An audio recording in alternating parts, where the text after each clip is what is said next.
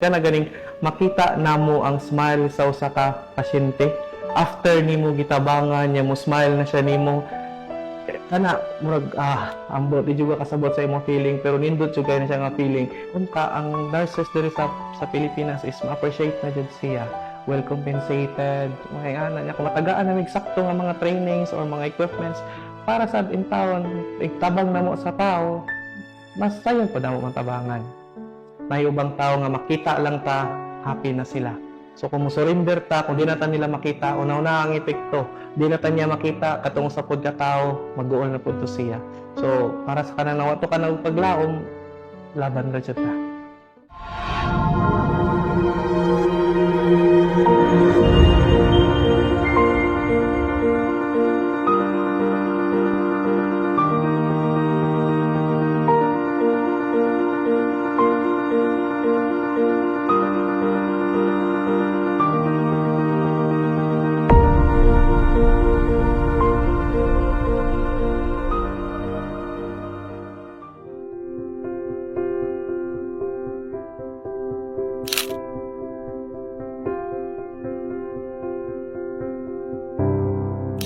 Ako di ay si Rimintingga, taga Kuan, taga Sulangan, Bantayan Island. So, nanak ko'y pamilya, duha ka buok ako baby, isa ka babae, isa pod ka laki.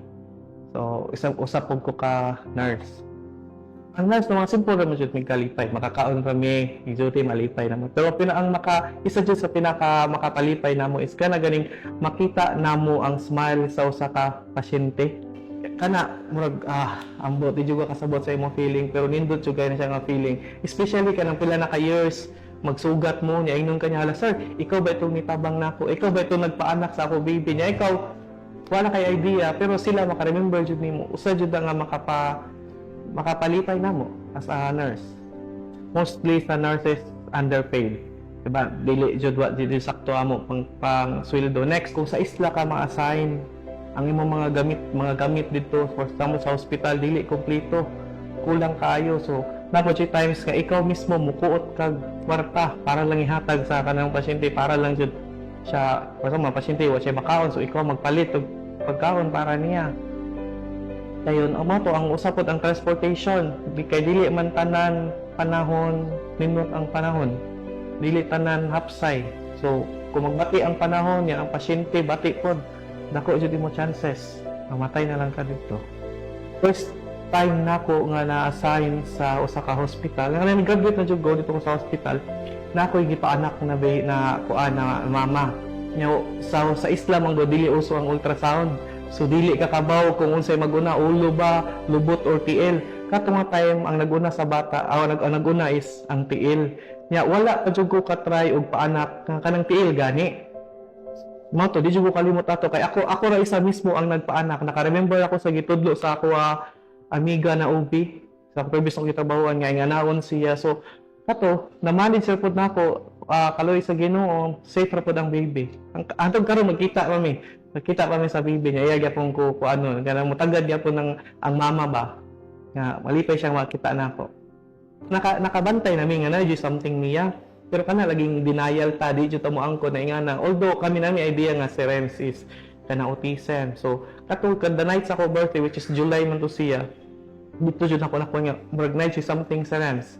So supposedly unta ang happy birthday is dili siya happy birthday, pero wala pa na ako gipaybaw sa ako asawa. Bali dito na ako sa kwarto, ako jud gikuan jud ako may something jud niya pa anak. So mo to pag November ato after sa birthday gipa-assist na mo siya sa DepEd. So pag-assist sa DepEd mo na to autism jud siya.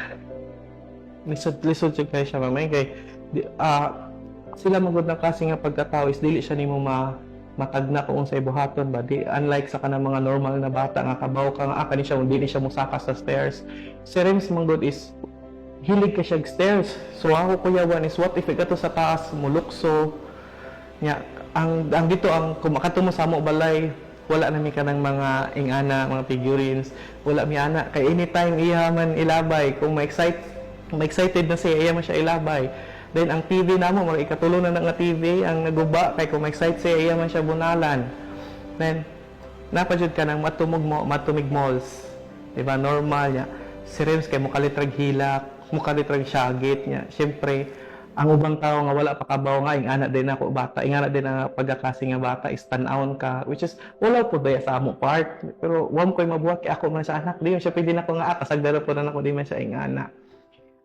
Isa pa dyan, no, isa sa pinakasakit sa ako nga part, kaya na ganing, hilig ng gugog dagat, so, ganagay kong fishing, niya. Ang ako tapangan doon ta is, kana si Renz kuyog na kog dagat, mag-fishing ni duwa ka ng banding gani, father and son nga banding, which is isujud kay Samoa. Si Renz is non-verbal manggod siya. So dili siya mo tingog, dili siya mo storya ba. Di ko kalimot sa katong time ni ana siya og daddy. Kato jud pinakalipay nga sitwasyon may tabo sa Samoa. Pagtawag jud niya, pag-ingod jud niya, daddy. Hangtod karon sige siya gingon og daddy. Kung every time makadungog ko niya is kanang as in malipay jud kay ko. Makakita ko niya mo basag A, B, C, D, E, 1, 2, 3, 4, 5. Malipay na kay ko niya. Kanang suguon po siya nako. Kanang karon is tama ko na mong siya. Iyan ako, Renz, put it there. O iyan na ianto dito. So, kanang mga simple na mga butang nga wala ko na appreciate sa una. Sa ako kanang ako kamagwangan. Ang karon appreciated na kay nako ka Renz. Sa gamay lang bisa ka na ganing maghungit siya. Grabe kay ko kalipay ana. Pagka-diagnose ni Renz, COVID time man to.